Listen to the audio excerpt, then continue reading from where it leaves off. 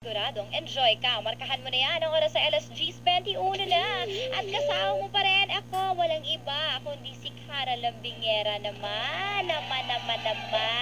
Kumusta ka naman ang araw mo? Kumain ka na ba? Ako hindi pa kumakain. Pero okay lang yun, basta nagagabayan kita. Lakas Tagalog, gabay naman talaga.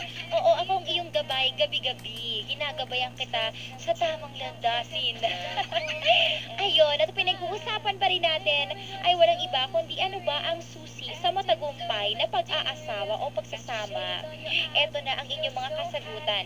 Ang sabi ni Heo J. Aho, kakaibang pangalan. Ano ka ba? Hi, Chuay, Chingcha. Ang sabi niya, ang susi dapat ay may trust kayo sa isa't isa. Dapat laging masaya, yun lang po. First time ko dito mag-answer sa IFM Manila. I'm from Cebu Adik IFM. Yan. Sabi din ni sabi naman ni, anong pangalan nito? Hindi ko mabasa. May ano na yata ang mata ko. Sabi ni Reyes Snipper, pagtitiwala sa isa't isa. Sabi naman ni Elinor Reyes, kumuha ng supermodel na asawa. Nakakaloka, yun daw ang sikreto. Ito naman sabi ni John Michael Matanggihan, ang susi ay ikaw.